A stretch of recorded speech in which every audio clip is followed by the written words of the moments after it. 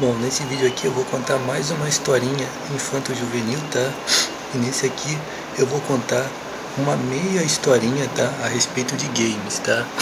Apenas para aguçar a sua curiosidade, tá? De conhecer as historinhas, tá? E para você me patrocinar para eu as escrever na íntegra, tá? Então, como eu falei, tá? Eu não vou falar toda a historinha, vou apenas citar uma das situações destas historinhas, tá? Ok? Para que você patrocine o meu trabalho para eu escrever. Então eu compor um trabalho, tá, de altíssimo porte com literatura e no caso aqui promovendo as biografias, tá. Bom, primeiro eu queria falar a respeito de todo o meu trabalho, tá, que eu tenho promovido aí. Todos esses projetos que você está vendo eu promovendo aí, no caso eu estou postando só no Instagram agora, tá. Tudo isso daí eu posso realizar exatamente como eu falo aí. Consegue entender? E uma das minhas ambições, tá, é originar um trabalho autofinanciável. O que significa isso daí? A minha ambição, tá, é ser patrocinado por uma pessoa alta. Para quê? Para que eu adquira proteção, tá? Proteção para trabalhar e que eu possa ter reconhecimento, tá? Para ter uma audiência, consegue entender, para esse trabalho. Mas uma das minhas ambições, tá?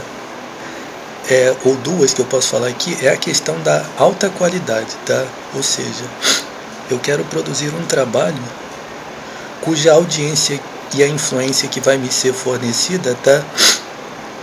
Seja justamente para produzir um trabalho de alta qualidade. Ou seja, não alguma coisa que venha por cima para jogar o meu trabalho no mercado. Eu até ficaria grato, né, se alguém me fornecesse esse privilégio, né, de você ter um trabalho fraco e alguém muito importante ajudar você a colocar esse trabalho no mercado, né? E por que eu pensaria dessa forma? Por quê? Porque eu também considero, tá, que quando se faz um benefício a uma pessoa indigna, isso soa justamente como uma questão de um pistolão, né? Por exemplo, uma pessoa maldita que prejudica os outros, que rouba o que é dos outros, né? Receber esse tipo de oportunidade é uma coisa extremamente indigna. Isso convém a esses indivíduos que encostam o cu no olho dos outros e que espionam computadores, né? Convém a eles, mas não convém que seja dado, né? Mas eu, graças a Deus, tá? Eu sou uma pessoa que sempre trabalhou com dignidade. E quando eu falo trabalhou, eu não estou falando formalmente de carteira assinada, porque isso eu nunca tive. Mas alguém que viveu, tá, e fez tudo sempre com muita dignidade, ok? Então, se alguém provavelmente muito importante se agradou tanto de mim para me beneficiar dessa forma, eu aceitaria de bom grado. Mas eu, na verdade, eu tenho algo de qualidade. Você entender? Sim, um trabalho a mesma proporção que eu ambiciono, consegue entender? Ambiciono entre aspas, ou seja, a mesma estatura em que eu planejo colocar esse trabalho é a qualidade do que eu tenho para oferecer, tá? E a segunda coisa é a questão de um trabalho autofinanciável. O que significa isso? Significa que se algum grupo chega e fala assim, tá bom, Jorge, a gente vai depositar não sei quantos mil no seu trabalho para voltar para a gente, e vai voltar. Não. Eu tenho a ambição, tá, de conclamar um grupo, tá, que seja extremamente digno, tá, que nunca encostou o cu no olho dos outros, tá, e que esteja disposto a matar tudo que encostou o cu no meu olho. Para justamente oferecer, tá, para esse grupo e para essa pessoa dinheiro, ok? Ou seja, ganho com esse trabalho. Consegue entender? Ou seja, a minha oferta é justamente o lucro financeiro em função da qualidade. Ou seja, eu não estou interessado em ser financiado para jogar um trabalho no mercado, mas originar uma fonte de renda, como no desenho que eu coloquei, o simbolismo dos dois cofres do tio Patinhas, tá? Ok? Do modelo Zanzi, Natalie Portman, ok? Ok? Então é isso daí, eu quero produzir um trabalho que venha produzir dinheiro mesmo, ou seja, que venha produzir, ter conteúdo que venha realmente fazer com que o patrocinador venha ganhar justamente do próprio trabalho. Consegue entender? Esse é um dos desafios que eu quero, tá? Pronto, agora eu vou contar as historinhas. A primeira coisa que é o seguinte, ó. Eu cheguei a contar aqui 9 locais em que eu joguei videogame. 9 locais. Que o pessoal chama de fliperamas, né? Mas você sabe que tem 2 perfis de fliperama. Quando eu falo pessoal, eu tô falando eu, tá? Ok? Tudo aqui é meu. Você sabe que o pessoal, ou seja, em aspas, Jorge Rodrigues, você sabe que chama de fliperama, né? Fliperama, mas tem 2 perfis de fliperama, né? Tem os fliperamas, aqueles que são fliperamas mesmo, né?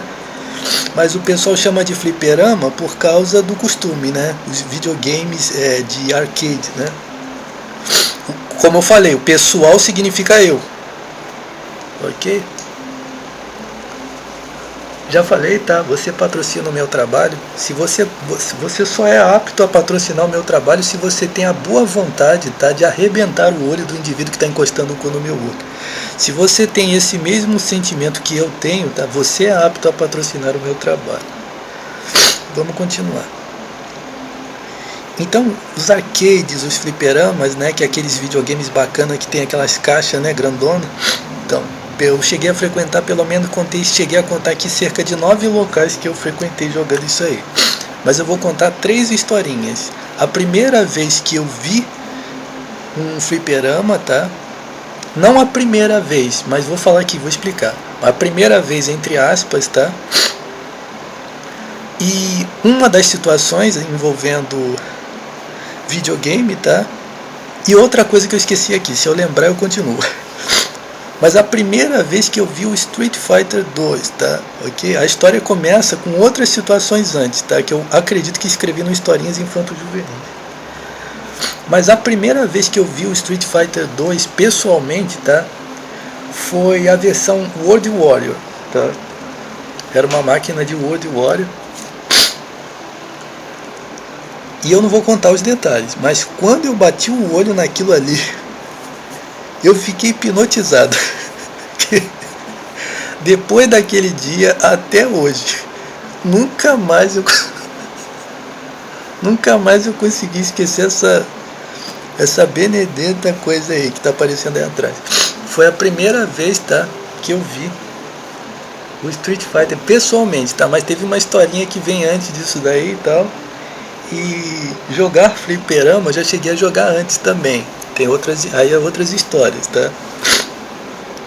Mas nesse caso aí eu só vi, eu não joguei, eu só vi. Eu fiquei hipnotizado com isso daí. Pronto, a primeira historinha, né? Uma outra situação foi que tinha uma determinada máquina. Outra coisa, quando você vê um cagalhão satânico falando, pronto, ele já contou a história, pronto, não precisa escrever a história. São várias coisas que eu tenho para escrever, mano. É uma imensidão de coisas que eu tenho. Pronto, ele já contou a história. Eu já falei pra você patrocina o meu trabalho. O cagalhão que encostou o cu no meu olho, ou alguma coisa semelhante a isso daí, ligado a isso daí, que abriu a boca para falar qualquer coisa em cima daquilo que é meu. Se você puder dar um fim nisso daí, você já é meu apoiador, ok? Lhe sou eternamente grato, ok? Vamos continuar.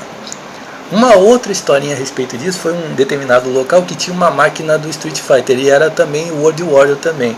Porque você sabe que tem 2 versões, né? Tem a Champion Edition e tem a World Warrior. A World Warrior é outro assunto, tá? Mas vamos lá. A máquina World Warrior seria a primeira versão do Street Fighter, né? E é mais difícil. Ela é um pouco mais difícil que o Champion Edition. E aí tinha uma máquina lá. Aí eu provavelmente colocava pra jogar com o Ken ou então com o Ryu na máquina. Naquele lugar. No primeiro, os 2 rounds, já entrava na porrada nos 2. Já ia a minha ficha pro espaço logo no começo. Aí eu chegava, pois não, coloque uma ficha nessa máquina aqui. Aí o dono do negócio colocava. Levava na primeira, levava na segunda. Aí pronto, ia embora. Aí no outro dia vinha de novo. Pois não, uma aqui nessa máquina aqui. Era com o Ryu ou com o Ken. E aí levava de novo. Os 2 rounds. Aí eu falo, porra, cheguei em casa e falei, cara, tem que ter uma estratégia pra eu ganhar nessa merda. Aí eu falei, vou jogar com o Dhalsim, já sei. O Dhalsim, ele tem os braços longos. Eu bato com os braços longos no personagem e não vai conseguir me acertar. Aí eu falei, bota mais um, que agora vai. Com o Dhalsim. E 2 vezes de novo. Aí o dono do negócio foi falar assim, é difícil, né? Aí eu falei, acho que foi a última vez que eu joguei ali. Aí não adiantava, se eu jogava sozinho eu apanhava. Ok?